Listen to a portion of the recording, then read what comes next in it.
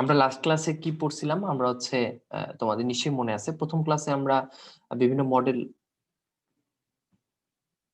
একটা মিনিট, হ্যাঁ প্রথম ক্লাসে হচ্ছে আমরা বিভিন্ন মডেল নিয়ে আলোচনা করতেছিলাম। সেখানে আমরা হচ্ছে থমসন মডেল পড়ছি, রাদারফোর্ডের মডেল পড়ছি, তারপর হচ্ছে বোর মডেল সম্পর্কে ধারণা লাভ করার চেষ্টা করছি। গত ক্লাসে আমরা কি করছি? গত ক্লাসে হচ্ছে আমরা বোর মডেলের সীমাবদ্ধতা সম্পর্কে জানছি এবং বোর মডেলের নিয়ে আমরা একটু সামনের দিকে আগাইছি। বোর মডেলের যে একটা স্বীকার্য ছিল বর্ণালী রিলেটেড, সেটা সম্পর্কে আমরা একটু ধারণা নিচ্ছি যে কিভাবে বর্ণালী সৃষ্টি হয়, কিভাবে একটা ইলেকট্রন ইলেকট্রনে জাম দিলে কি হয় না হয় সেই সম্পর্কে আমরা ধারণা নেওয়ার চেষ্টা করছি, তাই না? সো সেখানে আমরা দেখছি যে গত ক্লাসে আমরা সেটা মানে এটা দেখছি যে ইলেকট্রন যখন প্রথম কক্ষপথে লাফ দেয় তখন এক ধরনের রশ্মি বের হয়, আর ইলেকট্রন যদি দ্বিতীয় কক্ষপথে লাফ দেয় তাহলে আরেক ধরনের রশ্মি বের হয়। সো এই রশ্মিগুলোকে এক একটা সিরিজে ফেলে টোটাল 5 থেকে 6টা সিরিজের নাম আমরা গত ক্লাসে দেখছি। সো সেই সিরিজগুলোর নাম কে বলতে পারবে? একটু হাত তোলো দেখি কার মনে আছে। ভাই আমি। এগুলো পড়তে বলছিলাম, হ্যান্ড রাইজ করতে হবে। জুয়েল বলো। ভাই 5টা মনে আছে আর কি। Lyman series, Balmer series, Paschen, Brackett, Pfund. Okay fine, right, exactly. সিরিয়ালে মুখস্থ করছো, এটা খুবই দরকার। এই সিরিজগুলোর নাম আমাদের মনে রাখতে হবে। আচ্ছা, তোমরা অন্য কে ট্রাই করতে চাও যে কোন সিরিজে কিরকম রশ্মি বিকিরিত হয়? এটা কে বলতে পারবা? রোহিত বলো। রোহিত, রোহিত বলো।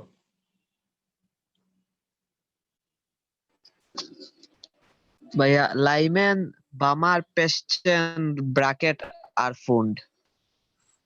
তো কোন সিরিজে কি ধরনের রশ্মি বের হয়? রশ্মি তো অনেক ধরনের হয়, আল্ট্রাভায়োলেট রশ্মি, আইআর রশ্মি, ইউভি রশ্মি, সরি দৃশ্যমান রশ্মি। সো কোন সিরিজে কি ধরনের রশ্মি পাওয়া যায়? লাইম্যান সিরিজে ভাইয়া অতিবেগুনি রশ্মি নির্গত হয়। আচ্ছা আচ্ছা, আর বা আমার ব্রামারে দৃশ্যমান রশ্মি। ওকে, আর বাকি সব হচ্ছে আইআর রশ্মি, তাই না? অবলোহিত রশ্মি। অবলোহিত রশ্মি। ঠিক আছে, বাকি সব অবলোহিত রশ্মি। আর আচ্ছা, বাকি তো আশা করতেছি বাকিদের মনে পড়ছে। আহ, যে আমরা জাস্ট একটু রিমাইন্ড করতেছি যে আমরা আসলে গত ক্লাসে কি পড়ছিলাম, একটু মনে করার চেষ্টা করতেছি। আফসা একটা মেসেজ দিছে, পজিটিভ নিউক্লিয়াস আর নেগেটিভ ইলেকট্রন একটা আরেকটাকে সমভার করে। সমভার মানে কি? এখানে সমভার বলতে নিউট্রাল বোঝানো হয়েছে, যে ইলেকট্রোস্ট্যাটিক অবস্থায় পৌঁছায় যায়। একটা পজিটিভ একটা নেগেটিভ, এদের পার্সোনালি এদের চার্জ আছে, কিন্তু এরা যখন একজন একজনকে কাছাকাছি আসে একজন একজনকে নিউট্রাল করে দেয়, ওভারঅল এদের চার্জ হচ্ছে চার্জলেস হয়ে যায়। ওভারঅল দুজন মিলে ওভারঅল কি হয়ে যায়? চার্জলেস হয়ে যায়। এটাকে সমভার বোঝানো হয়েছে এখানে। হাফ স্যার কোশ্চেন আনসার দিলাম। আচ্ছা, তোমাদের কি কারো কোনো কোশ্চেন আছে গত ক্লাস পর্যন্ত? থাকলে আমাকে শুরুতে কোশ্চেনটা করতে পারো, যে কোনো ধরনের কনফিউশন থাকলে। যা বলছো, আচ্ছা ভাই, বোর মডেল কি হাইজেনবার্গের নীতির সাথে সাংঘর্ষিক কিনা? হ্যাঁ, সাংঘর্ষিক। কিছু নীতি অমান্য করে হাইজেনবার্গ। আমরা এটা দেখবো, আমরা হাইজেনবার্গের নীতি কি একটু পরেই জানার চেষ্টা করবো, এটা আমাদের টপিকে আছে। আহ মুফাজ্জল বলছো ভাই নিউ এর মান আসেনি। আচ্ছা, নিউ তো হচ্ছে কম্পাঙ্ক, তাই না? এখন কম্পাঙ্কের তো মান থাকবেই, এক একটা রশ্মির জন্য এক এক রকম মান থাকবে। সো এটা তো কনস্ট্যান্ট না, যে এটার কোনো, এটাকে তো কনস্ট্যান্ট না। কম্পাঙ্ক কি কনস্ট্যান্ট? তাহলে তুমি আমাকে মান জিজ্ঞেস করতেছো কেন? কনস্ট্যান্টের একটা নির্দিষ্ট মান থাকে, কিন্তু কম্পাঙ্ক তো কনস্ট্যান্ট না। এক একটা তরঙ্গের এক এক রকম কম্পাঙ্ক, এক এক ধরনের ফ্রিকোয়েন্সি থাকবে। সো ফ্রিকোয়েন্সি তো ফিক্সড কোনো জিনিস না। ওকে, আশা করি বুঝতে পারছো। ফিক্স জিনিস কারা? ফিক্স জিনিস হচ্ছে প্লাঙ্কস কনস্ট্যান্ট এইচ, তারপর হচ্ছে রিডবার্গ ধ্রুবক আর এইচ, এগুলো হচ্ছে কনস্ট্যান্ট। আচ্ছা, আহ, আমাকে কে বলবো? আদিল একটু বলো যে ম্যাক্স প্লাঙ্কের ধ্রুবকের মান কত? আদিল বলো। ভাইয়া প্লাঙ্কেরটা হ্যাঁ, ম্যাক্স প্লাঙ্ক এইচ এর মানটা বলো। 6.626 into 10 inverse 34 kg metre square per second সম্ভবত। ভাই আমি একটু শিওর না। জুল সেকেন্ড, ভাই জুল সেকেন্ড। হ্যাঁ জুয়েল বলো। জুয়েল মনে হয় বলতে পারবা। 6.63 into 10 to the power minus 34 joule per second. Right, 10 to the minus 34 joule, joule second, joule per second না, joule second. Okay, okay fine. I think বাকিদেরও মনে আছে। আচ্ছা, আমাকে রিডবার্গ ধ্রুবকের মানটা কি বলতে পারবা? অন্য কেউ ট্রাই করো, হাত তুলবা। রিডবার্গ ধ্রুবক আর এইচ এর মান কত? আহ, কে হাত তুলছো? ওয়েট, ফাহমিদা বলতে যাচ্ছ? ফাহমিদা বলো। ফাহমিদা বলো। 1.0967 ভাইয়া 1.0967 into 10 to the power 7 meter. Exactly 10 to the power 7 metre. Okay fine, সবাই হাত নামাবে। অনেকেই মনে আছে দেখা যাচ্ছে, অনেকেই হাত তুলছো। দ্যাটস ফাইন, এটা খুব ভালো লাগতেছে যে তোমরা বাসায় পড়ছো, এটা জেনে আমার খুব ভালো লাগতেছে।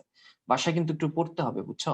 একটু একটু পড়াচ্ছি, একটু একটু করে পড়বা, মজা পাবা, দেখবে যে পড়া শেষ হয়ে যাচ্ছে, হ্যাঁ। আগায় যাচ্ছে। ভাইয়া বলো। একটা হ্যাঁ, কোশ্চেন মিটার ছিল আচ্ছা, ভাইয়া, হ্যান্ড রাইজ বইয়ে করো। বোর মডেলে সীমাবদ্ধতা, সরি ভাইয়া। আচ্ছা বলো, সমস্যা নেই, বলো বলো ফাহমিদা বলো, হাত তুলে বলবে ভাইয়া এরপর থেকে। বোর হ্যাঁ মডেলে, বইয়ে কেমিস্ট্রি বইয়ে বোর মডেলে সীমাবদ্ধতায় 6 নাম্বার একটা পয়েন্ট বলা হয়েছে যে জিমেন প্রভাব আর স্ট্যাক প্রভাব, যেটা আপনি গতদিন পড়াইছিলেন। এটা কি বোর মডেলে সীমাবদ্ধতা? ওই যে বোর মডেলে একটা পয়েন্ট ছিল না, যে বর্ণালীগুলো সূক্ষ্ম রেখায় কেন বিভক্ত হয়ে যায় তার ব্যাখ্যা বোর মডেলে পাওয়া যায় না। তো এই সূক্ষ্ম রেখায় বিভক্ত হওয়ার দুইটা ওয়েট হচ্ছে, একটা জিমেন প্রভাব আর একটা হচ্ছে স্টার্ক প্রভাব, তাই না? যখন চৌম্বক ক্ষেত্রের মধ্যে রাখবা তখন হচ্ছে জিমেন প্রভাব দেখা যায়, আর যখন বৈদ্যুতিক ক্ষেত্রের মধ্যে রাখবা বা তড়িৎ ক্ষেত্রের মধ্যে রাখবা তখন যে ইফেক্টটা দেখা যায় এটাকে বলা হয় স্টার্ক প্রভাব। ওকে, জি ভাইয়া, আচ্ছা ঠিক আছে। আরো কে জানি কোশ্চেন করতে চাইছো? আদিল বলো, হাত তুলে রাখছো। ভাইয়া রিডবার্গ ধ্রুবকে দেখছি বইয়ের মধ্যে দেওয়া মানে এককটা হচ্ছে পার মিটারে। তো ভাইয়া এখন কি পার মিটার হবে নাকি মিটার হবে এক্স্যাক্টলি? পার মিটার, সরি, পার মিটারই তো হবে। একক কিন্তু পার মিটারে, হ্যাঁ এটা কিন্তু দৈর্ঘ্য না, রিডবার্গ ধ্রুবকের এটা কিন্তু জাস্ট ডিসটেন্স না, যে মিটার বলবো, পার মিটারই হবে। আমি যদি মিটার বলে থাকি তাহলে ভুল বলছি, পার মিটার হবে, পার মিটার, পার ন্যানোমিটার, পার সেন্টিমিটার, এইভাবে হবে। ওকে, আচ্ছা এই যেহেতু কোশ্চেনটা করলা, আমি তোমাদেরকে এবারে একটা কোশ্চেন করি, দেখি তোমরা আনসার দিতে পারো কে। দেখি এটা কে, অনেকে ভুল করে, সো তোমরা একটু কেয়ারফুলি আনসার দেওয়ার চেষ্টা করো। okay? আচ্ছা আমি একটা পেজ নেই। আচ্ছা ধরো দেয়া হচ্ছে 1.01 গুণ 10 to the power 3 per nanometre. ওকে, মানে ন্যানোমিটার স্কয়ার, এটাকে পার ন্যানোমিটার বলে। বলো তো এটাকে মিটারে নিলে কত আসবে? মেসেজ দাও তোমরা, দেখি কার আনসার ঠিক হয়। তা তা আমি হিন্টস দিয়ে দিচ্ছি। হ্যাঁ, 1 মিটার সমান হচ্ছে 10 টু দি পাওয়ার 9 ন্যানোমিটার। আচ্ছা এবার বলো এখানে কত আসবে মিটারে নিলে?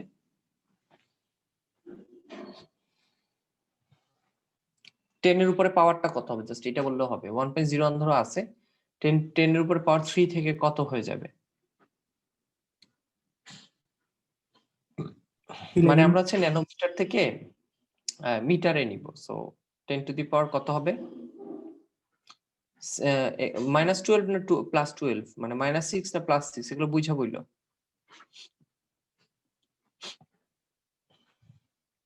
আচ্ছা তো আমি বলে দিচ্ছি, তোমরা অনেকে ভুল করে ফেলছো, অনেকেটা আবার সঠিক আছে। 1.01 গুণ 10 টু দি পাওয়ার 3 ন্যানোমিটার থেকে মিটারে, দেখো মিটার থেকে ন্যানোমিটার গেলে এত গুণ দেওয়ার কথা, অথচ আমরা ন্যানোমিটার থেকে মিটারে আসবে এত গুণ দিব কেন? কারণ হচ্ছে এটা কিন্তু ইনভার্স, খেয়াল করছো?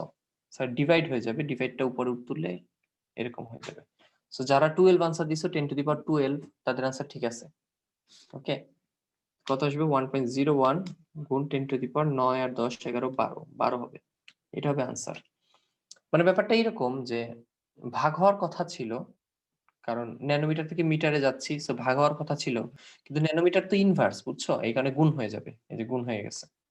সেগুলো একটু কেয়ারফুল থেকে, ওকে? এই যে এককটা উল্টা হওয়ার কারণে উল্টা হয়েছে ক্যালকুলেশনটা। সো অনেকেই ধরতে পারছো জিনিসটা।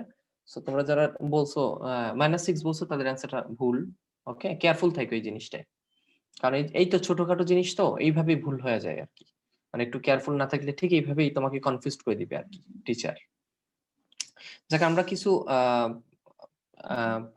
জিনিস দেখি, রিডবার্গের সমীকরণের কথা নিশ্চিত আমাদের মনে আছে, যে আমরা 1/λ সমান পড়ছি হচ্ছে হাইড্রোজেনের ক্ষেত্রে কি হয়ে যায়, আর এইচ, রিডবার্গ ধ্রুবক R H into 1/n1 square minus 1/n2 square, right? এরকম ছিল কিন্তু। সো মোটামুটি তোমাদের এই ফর্মুলাটা আমি গত ক্লাসে দেখাইছি, এখানে কোনটা দিয়ে কি বুঝায় সব বুঝাইছি কিন্তু। এই ল্যামডাটা কি আসলে? ল্যামডাটা হচ্ছে কোন একটা ইলেকট্রন যখন ধরো n2 কক্ষপথ থেকে n1 এ লাফ দিবে, ধরো 5 নম্বর কক্ষপথ থেকে 2 নম্বর কক্ষপথে লাফ দিল, তখন কি যে রশ্মিটা বের হবে তার তরঙ্গদৈর্ঘ্য কত বের হবে, এই যে এখান থেকে বের হয়ে যাচ্ছে। ওকে, একইভাবে তুমি চাইলে ফ্রিকোয়েন্সিও বের করতে পারো। কিভাবে? ওই যে আমরা জানি c সমান হচ্ছে ফ্রিকোয়েন্সি f ইনটু তরঙ্গদৈর্ঘ্য ল্যামডা। সো তুমি চাইলে কিন্তু ফ্রিকোয়েন্সি বের করতে পারো। কিভাবে? ফ্রিকোয়েন্সি সমান হচ্ছে c/λ। সো ল্যামডার মান যেহেতু জানো আর সি হচ্ছে আলোর বেগ, so C divided by lambda করলে তুমি আবার কি পেয়ে যাচ্ছ, ফ্রিকোয়েন্সি পেয়ে যাচ্ছ। সো এইভাবে তুমি চাইলে ল্যামডা বের করতে পারো, চাইলে এখান থেকে ফ্রিকোয়েন্সি বের করতে পারো, যেটা দরকার সেটা বের করবা। ওকে, আমরা ঝটপট আজকে কিছু মজার মজার সহজ সহজ ম্যাথ দেখে ফেলি। ধরো তোমাকে একটা কোশ্চেন দেয়া আছে, হাইড্রোজেন পরমাণুর তৃতীয় শক্তি স্তরে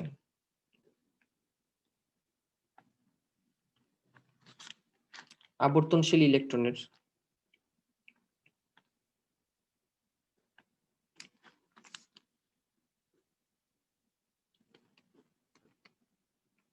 কৌণিক ভরবেগ কত?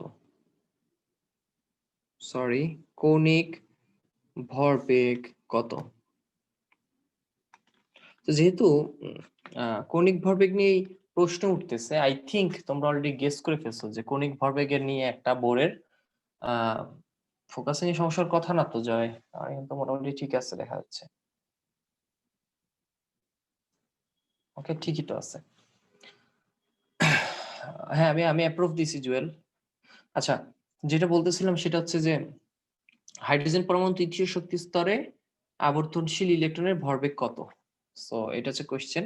সো যেহেতু ভরবেগ নিয়ে কথা হচ্ছে, আই থিংক তোমাদের মাথায় যেটা কাজ করতেছে যে ভাই আমরা বোর্ডের একটা স্বীকার্য থেকে শিখছি যে ভরবেগ mvr, কৌণিক ভরবেগ mvr সমান হচ্ছে nh/2π। তোমাদের মাথায় নিশ্চয়ই এই ফর্মুলাটা ঘুরতেছে যে ভাই আপনি এটা ইউজ করে দেন। রাইট, আমরা দেখি এটা ইউজ করা যায় কিনা। আমাদেরকে কি বলা আছে? বলা আছে তৃতীয় শক্তি স্তর, তার মানে n এর মান দেয়া আছে সেটা হচ্ছে 3। আমরা h এর মান কিন্তু অলরেডি জানি, তোমরা অলরেডি বলছো 6.3 গুণ 10⁻34 জুল সেকেন্ড। রাইট, 6.63, এখানে মিস্টেক করে ফেলছি। হ্যাঁ মিস্টেক করে ফেলছি, রাইট। তো h এর মান তোমরা অলরেডি মুখস্থ করে ফেলছো আই থিংক। সো তোমাদের h এর মান জানা আছে, আর 2π তো একটা কনস্ট্যান্ট, তাই না? এটার মান তো আমরা জানি। 626 কে 63 লিখা যায়, অর আই থিংক বুঝতে পারছো। আমি জাস্ট 626 কে 63 লিখে ফেলছি। তো আমাদেরকে তো বলছে কৌণিক ভরবেগ বের করতে, সো আমরা যদি এই মানগুলো এখানে বসাই দিই তাহলে কিন্তু আমাদের অঙ্ক শেষ হয়ে যাচ্ছে। সেটা বেসিক একটা ম্যাথ, আমরা জাস্ট দেখলাম যে কিভাবে ক্যালকুলেশনটা করতে হয়। সো তুমি যদি এটা ক্যালকুলেট করো সুন্দর একটা মান আসবে, লাইক 3.1624 গুণ 10⁻34 জুল সেকেন্ড। এখন দেখো এই যে প্লাঙ্কসের যে এককটা ছিল জুল সেকেন্ড, এখানে কিন্তু জুল সেকেন্ডই আসছে। তার কারণ হচ্ছে খুব সহজ, কক্ষপথের কিন্তু কোনো একক নাই আর 2π এর কোনো একক নাই। সো আলটিমেটলি কৌণিক ভরবেগের এককও কিন্তু তাহলে কি জুল সেকেন্ড। তোমাকে কেউ যদি হুট করে জিজ্ঞেস করে যে বলো তো ম্যাক্স প্লাঙ্কের ধ্রুবকের বা প্লাঙ্কস কনস্ট্যান্টের একক কি, তুমি বললা জুল সেকেন্ড। এখন তোমাকে জিজ্ঞেস করলো কৌণিক ভরবেগের একক কি, সেটাও কিন্তু জুল সেকেন্ড। ওকে, দেখছো তো নিশ্চয়ই কিভাবে আমরা ক্যালকুলেট করলাম। সো এগুলো একটু কেয়ারফুল থেকো, ছোটখাটো জিনিস তো। সো পড়ার সময় একটু ঠান্ডা মাথায় পড়বা, দেখো যে খুব ইজি জিনিস। রাইট, বাহার অলরেডি আনসার বলে দিছো, তোমার আনসার ঠিক আছে, এইটাই বের হইছে আমাদের। আচ্ছা, আমরা আরো একটা ম্যাথ করি ছোটখাটো। ধরো তোমাকে এখন দেয়া আছে হচ্ছে কোন পরমাণুর এম কক্ষপথে আবর্তনশীল বা আবর্তনরত একটি ইলেকট্রনের, শর্টকাটে লিখলাম, একটি ইলেকট্রনের কৌণিক ভরবেগ কত হবে? সরি কৌণিক ভরবেগ বের করো। হ্যাঁ, কৌণিক ভরবেগ মানে mvr সমান কত, শর্টকাটে লিখলাম, যেটা বের করতে বলছে যে কৌণিক ভরবেগ কত। তো এখানে এটা বলে থেমে যায় নাই, এখানে আরেকটা কোশ্চেন করছে যে ওই কক্ষপথের ব্যাসার্ধ, মানে যে কক্ষপথে তুমি ভরবেগটা বের করবে, ওই কক্ষপথের ব্যাসার্ধ যদি কত হয় 3.6 গুণ 10⁻⁸ সেন্টিমিটার হয়, তাহলে হইলে গতিবেগটা বের করতে বলছে, মানে ওই ইলেকট্রনের গতিবেগটা ওইখানে কত সেটা বের করতে বলছে। সো আমি তোমাদেরকে একটা কথা বলে নেই যে এখানে গতিবেগ বলতে কিন্তু জাস্ট বেগ বোঝানো হয়েছে, মানে ভেলোসিটি। এইসব জায়গায় গতিবেগ বললে বেগই বুঝায়, যে কত স্পিডে যাচ্ছে আর কি। আবার ভাইবো না ভাই হাফ এম বি স্কোয়ার কি না, হাফ এম বি স্কোয়ার হচ্ছে গতি শক্তি। হ্যাঁ, শক্তি কিন্তু ডিফারেন্ট জিনিস। তো এখানে গতিবেগ বলতে জাস্ট বেগ বোঝানো হয়েছে। ওকে, সো আমরা প্রথম অংশের দিকে তাকাই, আমাকে বলছে যে এমভিআর বের করতে। সো আমরা যখন সমাধান করতে যাব সো আমরা যখন ভরবেগের ফর্মুলা লিখবো যে mvr সমান হচ্ছে nh/2 পাই, তখন আমাদের মাথায় h আর 2 পাই কিন্তু অলরেডি আমরা জানি, কিন্তু আমাদের মাথায় তখন যেটা দরকার সেটা হচ্ছে যে n এর মান এখানে কত বসাইতে হবে। এখন n তো হচ্ছে কক্ষপথ, সো এখানে তো হচ্ছে কক্ষপথ ডাইরেক্ট বলা নাই, দ্বিতীয় কক্ষপথ বা তৃতীয় কক্ষপথ। সো অদিতি একটু আনমিউট করে বলো যে তোমার কি মনে হচ্ছে কক্ষপথ কি আসলেই বলা আছে কিনা, মানে কত নম্বর কক্ষপথে আমরা হচ্ছে mvr টা বের করব। অদিতি আনমিউট করে বলতে পারো, না না পারলে সমস্যা নেই, বলো যে বুঝতেছি না। এটা বুঝতেছি না ভাই, এখানে তো এম কক্ষপথ শুধু দেওয়া, তো এন এর জায়গা তো এম হবে, কিন্তু এম এর মানটা কত হবে সেটা বুঝতে পারছি না। আচ্ছা, এখানে অনেকে মেসেজ দিছে, তাহলে তো মিউট করো, আমরা একটু দেখি। বাহার প্রথম মেসেজ দিছে, বাহার একটু আনমিউট করো। বাহার তুমি একটু বলো, আমাদের ব্যাখ্যা দাও জিনিসটা। আসলে কি আমরা এন এর মান জানি?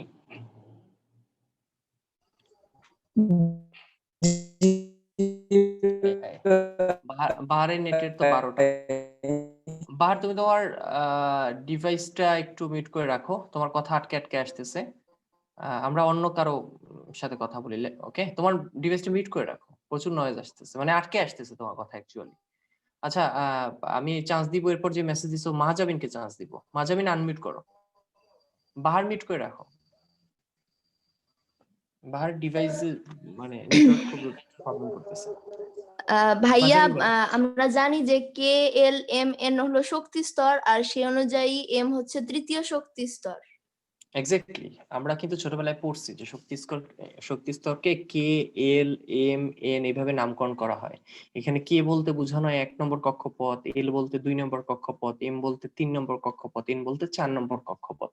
সো প্রশ্নের দিকে একটু মনোযোগ দিয়ে তাকাইলে দেখতে পাবো যে এখানে এম কক্ষপথের কথা বলা আছে। সো এম কক্ষপথ মানে আসলে কত নম্বর কক্ষপথ? 3 নম্বর কক্ষপথ। মাঝে যেটা বলছে এটি হচ্ছে আসলে আনসার। তো এম এর মান তোমরা অনেকে মেসেজ দিছো, সো এম এর মান আসলে 3 হবে। ডাইরেক্ট বলে নাই, কিন্তু তোমরা এই জিনিসটা খেয়াল রাখো, কে থেকে শুরু হয়। হ্যাঁ, আবার বললেন ভাই তাহলে এ থেকে শুরু হলো না কেন? A B C D E F এভাবে শুরু হয় না। হ্যাঁ, কে থেকে শুরু হয়, কে এল এম এন এইভাবে চলে, সেভাবে তুমি হিসাব করে নিবা। সেখানে যদি এম এর কথা বলছে তাহলে এন এর মান কত হবে? 3 হবে, রাইট? কেন? কারণ এম এর মান হচ্ছে 3। তাহলে তো হয়ে গেল। তাহলে তো এখন ক্যালকুলেশন করলে আমাদের কি বের হয়ে গেল? আই থিংক তোমরা বুঝতে পারছো যে কৌণিক ভরবেগ বের হয়ে গেল। আচ্ছা, এরপর বলছে, আমি একটু মানটা বসাই দিই এখানে। এখানে কৌণিক ভরবেগ যেটা বের হবে তোমরা যদি ক্যালকুলেট করো 3.1624 গুণ 10 to the power -34 joule second, এটা বের হবে। আচ্ছা, কোশ্চেনের পরের পার্টের দিকে একটু খেয়াল করো। এখানে বলছে যে ওই কক্ষপথের ব্যাসার্ধ দেয়া আছে। সো ব্যাসার্ধ যদি এটা হয় তাহলে গতিবেগ কত সেটা বের করতে বলছে।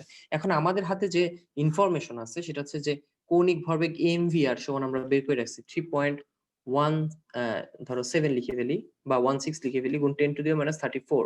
সো আমাদের হাতে কিন্তু এই ইনফরমেশনটা আছে, এবং আমাদের কাছে বের করতে বলছে কি গতিবেগ, তার মানে বেগ, মানে এই ভিটা বের করতে বলছে। সো আমরা যদি এখান থেকে একটু ভি বের করার চেষ্টা করি তাহলে ভি সমান দাঁড়াচ্ছে হচ্ছে এইটা 10⁻34 ডিভাইডেড বাই এম আর। এখন তোমরা বলতে পারো ভাই এখানে এম আর কোত্থেকে পাবো? এইটা হচ্ছে কাহিনী, একটু প্রশ্নের দিকে তাকাও। এখানে কক্ষপথের ব্যাসার্ধ কিন্তু দেয়া আছে, তার মানে আর এর মান দেয়া আছে, এটা কিন্তু কক্ষপথের ব্যাসার্ধ আর। ওকে, সো আমরা কিন্তু আর এর মান জানি। এখন এম কি? এখানে ঘুরতেছে কি? একটা ইলেকট্রন। সো এম হচ্ছে একটা ইলেকট্রনের ভর। এটা তোমরা মুখস্থ রাখতে পারো, অথবা এটা হচ্ছে ক্যালকুলেটরের পিছে দেয়া থাকে ইলেকট্রনের ভরের মান। সো তোমরা যদি এখানে ইলেকট্রনের ভর বসায় দাও তাহলে কিন্তু ইজিলি বেগটা পেয়ে যাচ্ছ, তাই না? সো ইলেকট্রনের ভর আসলে কত? ইলেকট্রনের ভর হচ্ছে 9.11। যারা জানো না তারা আরেকবার দেখো, 10 টু দি মাইনাস 31 কিন্তু এটা হচ্ছে একটা ইলেকট্রনের ভর। আর ব্যাসার্ধ তো প্রশ্নে দেয়া ছিল 3.6 গুণ 10 টু দি পাওয়ার -8 সেন্টিমিটার দেওয়া ছিল। সো আমরা যদি মিটারে নেই তাহলে 10 টু দি মাইনাস 8 কত হয়ে যাবে? 10 টু দি মাইনাস 10 হয়ে যাবে। 100 দিয়ে ভাগ হবে। ওকে, সো ভাগ হইলে 10 টু দি মাইনাস 10 মিটার হয়ে গেল। সো এখান থেকে ক্যালকুলেট করলে কিন্তু আমাদের সুন্দর একটা মান আসে, লাইক 64 গুণ 10 to the power 5 metre per second. So সুন্দর একটা মান আসছে। সো এটা হচ্ছে আমাদের বেগ। তো তোমরা আশা করি বুঝতে পারছো, অলরেডি মাঝখানে আনসার বলে দিছো। হ্যাঁ, এটাই বের হয়েছে আমাদের। 10 টু দি পাওয়ার 5 হবে আই থিংক। তুমি 10 টু দি পাওয়ার 6 বলছো, 10 টু দি 5 হবে আমি যদি ভুল না করে থাকি। যাক, তোমাদের কারো কোনো কোশ্চেন আছে বুঝো না এরকম কিছু থাকলে হাত তুলে বলতে পারো যে কোন জায়গায় কনফিউজড বা কোন জায়গাটা আসলে কনফিউশন তৈরি করছে তোমার। ওকে, কার কোশ্চেন নাই, দ্যাটস ফাইন। আমরা নেক্সট ম্যাথে যাচ্ছি। সো আমরা এখন যে ম্যাথটা দেখব, বেসিক কিছু ম্যাথই আমরা দেখতেছি। ওকে, এবার আমি যাকে বলবো সে চেষ্টা করবো আনসার দেওয়ার। ওকে, বাকিরা আপাতত সাইলেন্ট থাকবা। ধরো একটা কোশ্চেন এরকম দেয়া আছে যে হাইড্রোজেন পরমাণুর একটি কক্ষপথের ব্যাসার্ধ দেয়া আছে, সেটা কত? ব্যাসার্ধ হচ্ছে 8.5 গুণ 10⁻⁻8 সেন্টিমিটার, এবং কি দেয়া আছে? ইলেকট্রনের গতিবেগ দেয়া আছে। ইলেকট্রনের গতিবেগ দেয়া আছে, সেটা কত? 5.4452 গুণ 10⁻7 সেন্টিমিটার পার সেকেন্ড দেয়া, মানে মিটার পার সেকেন্ড নরমালি হয়, সেন্টিমিটার দেয়া। যাই হোক, আমরা মিটার নিয়ে নিব, এটা কোনো একটা বড় সমস্যা না। যদি হয় তাহলে হলে ইলেকট্রনটি কোন কক্ষপথে আবর্তনশীল রয়েছে? ইলেকট্রনটি কোন কক্ষপথে ঘুরতেছে, কোন কক্ষপথে আবর্তনশীল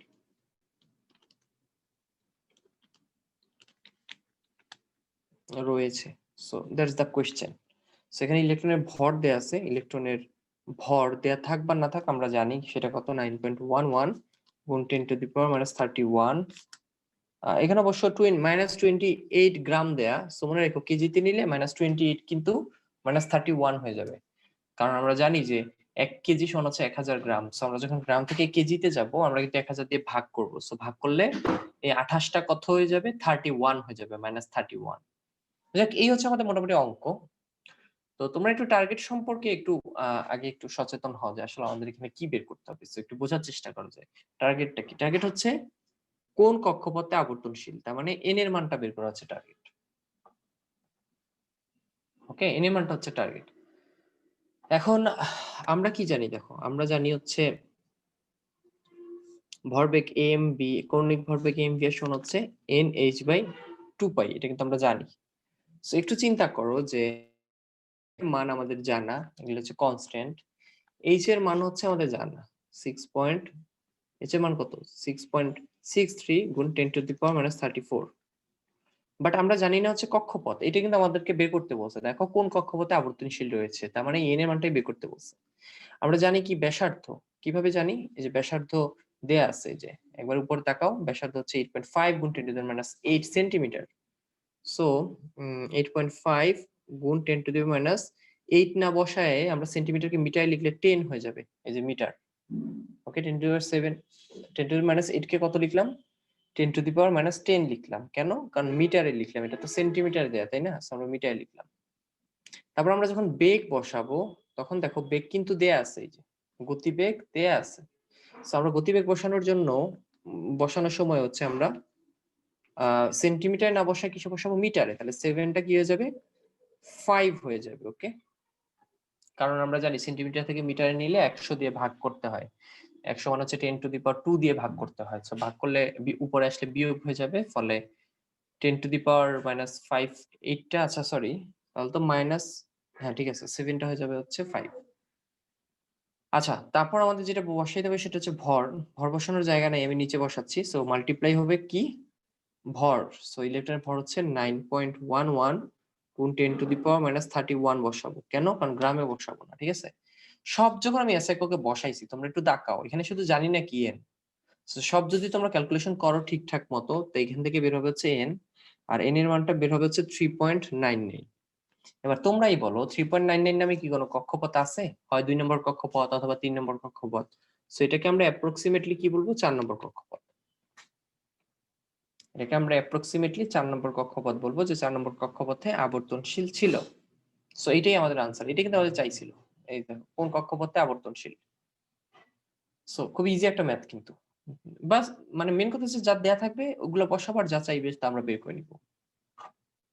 আমি লাস্ট আরেকটা ম্যাথ দেখাই।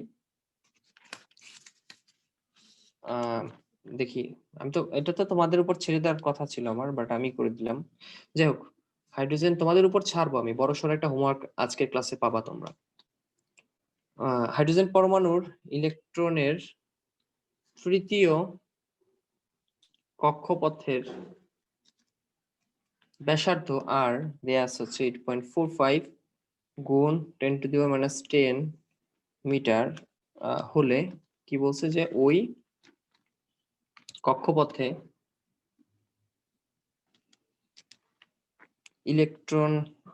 ইলেকট্রনের বেগ ভি সমান কত দেয়া আছে হচ্ছে মাস অফ ইলেকট্রনের মাস দেয়া আছে সেটা হচ্ছে 9.1 গুণ 10⁻31 কেজি।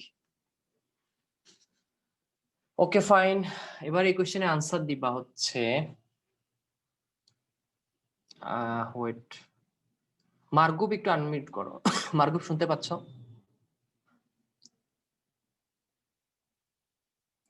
মার্গুব আনমিউট করো। জানি না মার্গুবের কোনো সমস্যা কিনা আমি জানি না, তোমার সমস্যা হলে তুমি মেসেজ দিও, ঠিক আছে? আচ্ছা নাফিসা একটু আনমিউট করো, নাফিসাকে দেখতে পাচ্ছি। আচ্ছা নয়েজ বুঝছি, ওকে ফাইন। নাফিসা বলো এটা আমরা কিভাবে সলভ করব?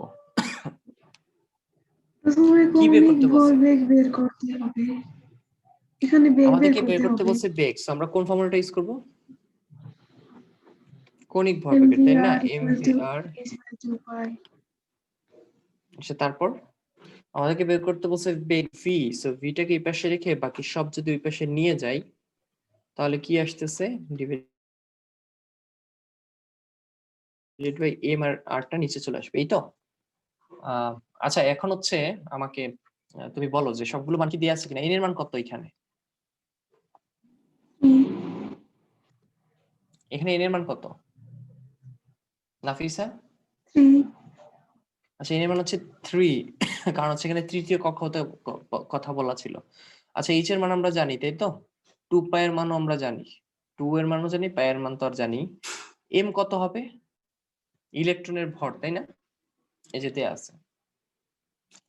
আচ্ছা আর r কি হবে? আর হচ্ছে ব্যাসার্ধ, সো ব্যাসার্ধ দেখো দেয়া আছে, তাহলে তো অঙ্ক শেষই হয়ে গেল, তাই না? এগুলো বসায় জাস্ট ক্যালকুলেট করলে কিন্তু বেগটা বের হয়ে গেল। যাই হোক আশা করতেছি বাকিরাও বুঝছো অঙ্কটা। এবার একটা ট্রিকি ম্যাথ করবো আমরা, একটু কনভেনশনাল ম্যাথের বাইরে একটা ট্রিকি ম্যাথ করব। সেটা হচ্ছে হাইড্রোজেন পরমাণুর, এটা একটু অন্যরকম, অন্য ধাঁচের একটা ম্যাথ, সো এটা একটু কেয়ারফুলি সবাই দেখো অঙ্কটা। হাইড্রোজেন পরমাণুর ইলেকট্রনের দুটি ভিন্ন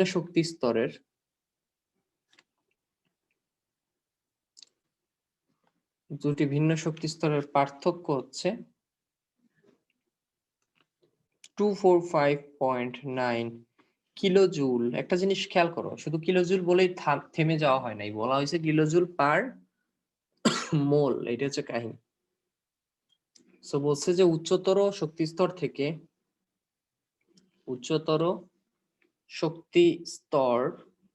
থেকে নিম্নতর শক্তি স্তরে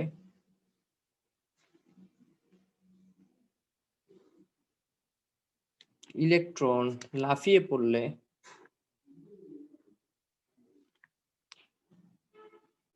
বিকিরিত আলোকরশ্মি তরঙ্গদৈর্ঘ্য, মানে যে আলোকরশ্মি বিকিরিত হবে তার হচ্ছে তরঙ্গদৈর্ঘ্য। তোমরা জানো যে তরঙ্গদৈর্ঘ্য ল্যামডা দ্বারা প্রকাশ করে। সো তরঙ্গদৈর্ঘ্য সমান কি এবং ফ্রিকোয়েন্সি এফ সমান কি, এটা বের করতে বলছে। খুব গুরুত্বপূর্ণ একটা ম্যাথ, একটু ডিফারেন্ট টাইপের একটা ম্যাথ। সো এই ম্যাথটা একটু কেয়ারফুলি সবাই বোঝার চেষ্টা করো, কারণ ম্যাথটা আসলে খুব জরুরি। সো আমি একটা খাতা নিচ্ছি। তো আমাদেরকে একটা জিনিস খেয়াল করো যে ব্যাপারটা অনেকটা এইরকম, এটা হচ্ছে আমার পরমাণু। সো পরমাণুর দুইটা ভিন্ন শক্তি স্তরের পার্থক্য দেয়া আছে। দ্যাট মিনস আমি ধরে নিচ্ছি যে একটা শক্তি স্তরে এটা হচ্ছে আমার 2 নম্বর কক্ষপথ, আর এটা হচ্ছে আমার 3 নম্বর কক্ষপথ। সো ব্যাপারটা অনেকটা এইরকম যে এই দুইটা কক্ষপথের মধ্যে এনার্জির পার্থক্য দেয়া আছে, মানে হচ্ছে 245.9 কিলোজুল পার মোল। আচ্ছা এখন বলছে যে উচ্চ স্তরের শক্তি স্তর থেকে, মানে যে উপরে 3 নম্বর থেকে যদি কেউ 2 নম্বরে লাফ দেয়, তার মানে যে উচ্চতর শক্তি স্তর থেকে নিম্নতর শক্তি স্তরে যদি কোনো একটা ইলেকট্রন জাম্প দেয়, তাহলে বিকিরিত ল্যামডা এবং ফ্রিকোয়েন্সি কত হবে? তো তোমরা অলরেডি একটা জিনিস জানো যে উপরে কক্ষপথ থেকে নিচের কক্ষপথে লাফ দিলে এখান থেকে আসলে বের হয় হচ্ছে এনার্জি ই, আর গত ক্লাসের শেষের দিকে আমি বলছিলাম যেখানে এনার্জি বের হচ্ছে ফোটন আকারে, যে এনার্জির এক একটা ফোটনকে ই কে আমরা কি বলতে পারি, ই সমান হচ্ছে HF বলতে পারি, তাই না? সো অলরেডি আদিল একটু ভুল বলছো, ই সমান H ল্যামডা না, ই সমান হচ্ছে HF। আর ল্যামডা যদি বলতে চাও তাহলে HF C বাই ল্যামডা হবে আসলে ই সমান, ওকে, কারণ F সমান হচ্ছে C বাই ল্যামডা। তো আদিল একটু ভুল বলছো, স্লাইটলি ভুল বলছো, ল্যামডা হবে না, F হবে। আচ্ছা, তোমাদের মাথায় এখন যেই জিনিসটা ঘুরতেছে, আই থিংক তোমরা বলতে পারো ভাইয়া এটা তো খুব সহজ, এখান থেকে তো আপনি ইজিলি ফ্রিকোয়েন্সি এফ টা বের করতে পারেন, যে ফ্রিকোয়েন্সি এফ সমান হচ্ছে ই বাই এইচ। হ্যাঁ, এখন আমি যদি তোমাকে বলি যে ই কি, তোমরা বল ভাই এই যে ই,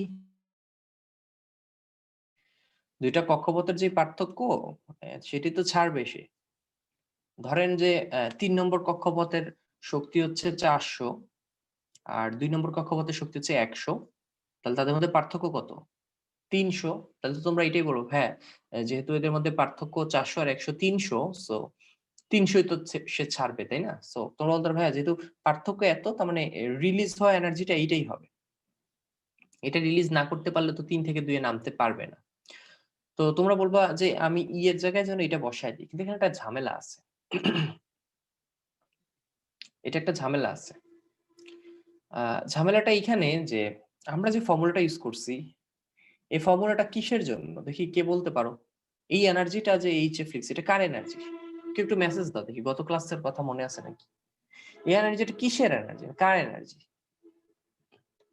একটু মেসেজ দাও তো। হ্যাঁ ঠিক আছে, এখান থেকে একটা এনার্জি বের হচ্ছে, ফাইন। এই এনার্জিটা কিসের এনার্জি থাকে? ফোটনের, ফোটনের বলি নাই গত ক্লাসে যে ফোটন, ছোট ছোট ফোটন, এক একটা ফোটন। হ্যাঁ, কক্ষগত পরিবর্তন ঠিক আছে, কক্ষগত ফোটন থেকে ওয়াইড রেঞ্জের একটা এনার্জি বের হয়। সো এক একটা ফোটন, এই ফর্মুলাটাকে হচ্ছে এক একটা ফোটনের জন্য। এখন তোমরাই বলো যে এই ফোটন, একটা ফোটনের এনার্জি হচ্ছে এইটা। এখন এই যে এখানে যে এনার্জি লেখা, এটা কি একটা ফোটনের না এক মোল ফোটনের? তোমরাই বলো।